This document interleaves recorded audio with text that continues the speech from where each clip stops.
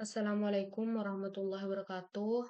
Perkenalkan, nama saya Faridatul Jannah. Saya dari angkatan 2023, kelas A, di mana saya akan menjelaskan tentang algoritma a priori.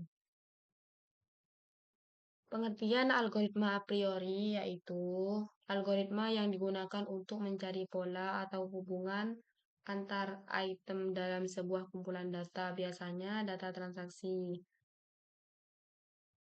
Contoh penggunaan paling umum adalah market basket analysis, yaitu analisis untuk mengetahui barang apa saja yang sering dibeli bersamaan oleh pelanggan.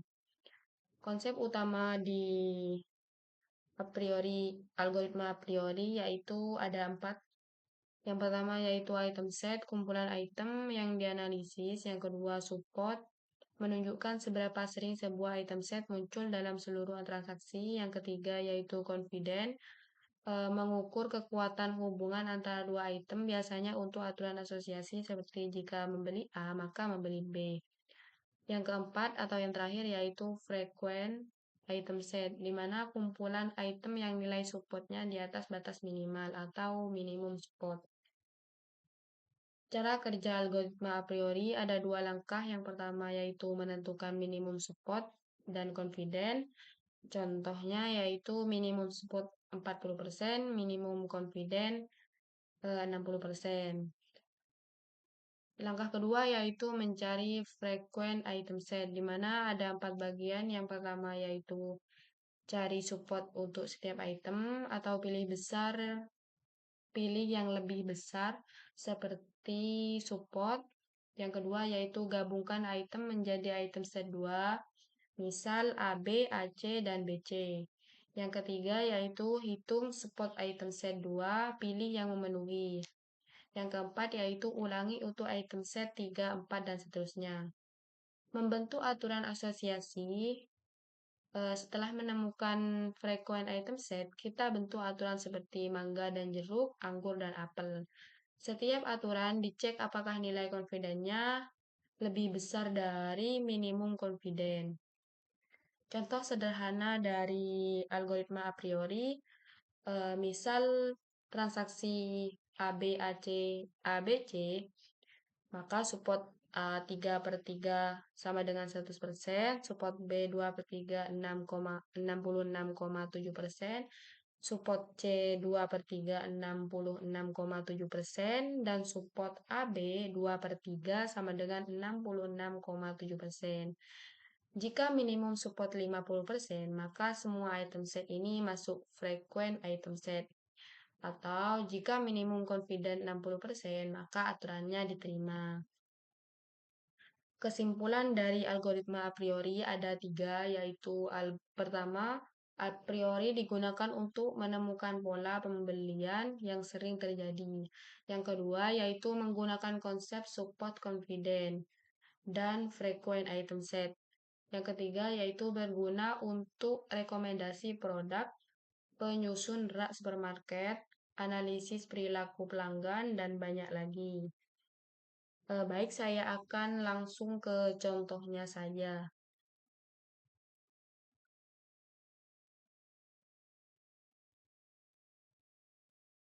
Di mana di sini transaksi ada 6 transaksi. Untuk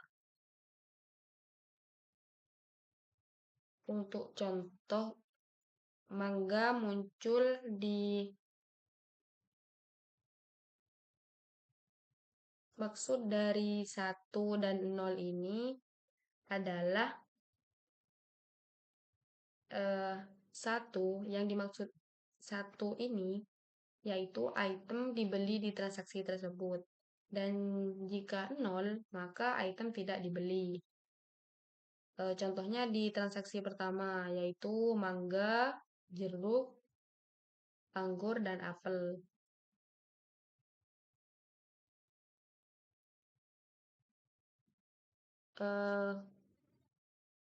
Untuk banyaknya data ini saya ngambil di transaksi 1 sampai 6. Jadi banyaknya data yang akan saya ulas ada 6 data. Min S ini yaitu minimum spot dan min C minimum confident, di mana minimum spot ini 45% atau 0,45, minimum confident ini 75% atau 0,75. Di mana langkah pertama ini ada item, frekuensi, spot, dan status. Untuk frekuensi ini mengambil data yang sudah dibeli. Seperti contoh sama dengan sum B2 ke B7 ada ke B7 ada berapa item yang dibeli. Maka di sini ada 4 dan seterusnya. Langkah kedua yaitu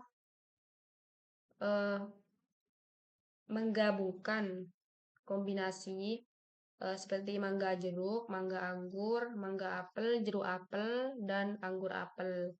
Di mana frekuensi ini saya juga mempunyai rumus, yaitu sama dengan subproduk B2 ke B7, lalu C2 ke C7. Maksudnya ini, kenapa mengambil B2 ke B7? Karena mangga sama jeruk. Sedangkan mangga sama jeruk ini ada di B2 sama C2. Untuk spot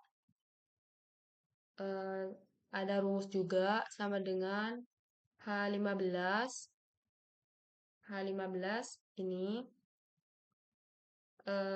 dibagi G2. Bagi G2. Jadi untuk spot saya ngambil dari H15 dan G2. Untuk status lolos enggaknya, saya mempunyai rumus sama dengan if I2, I15 lebih besar dari H2. Jika I15 lebih besar dari H2, maka dinyatakan lolos. Kalau lebih kecil dari I15 lebih kecil dari H2, maka dinyatakan gagal.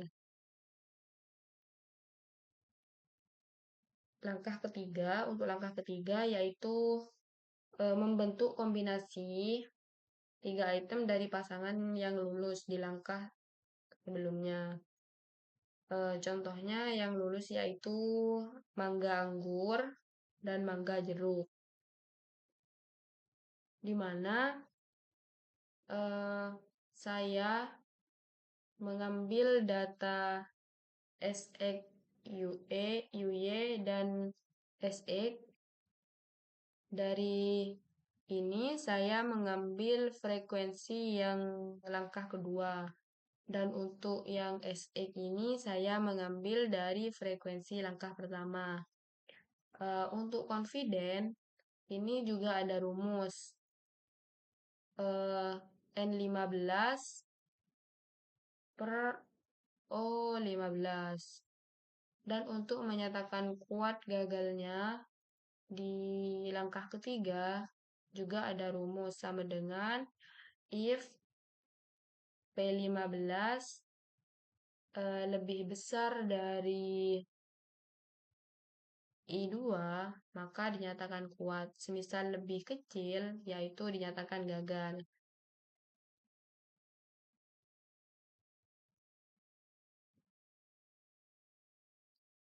Baik, cuma itu saja yang dapat saya sampaikan. Kurang lebihnya mohon maaf. Wassalamualaikum warahmatullahi wabarakatuh.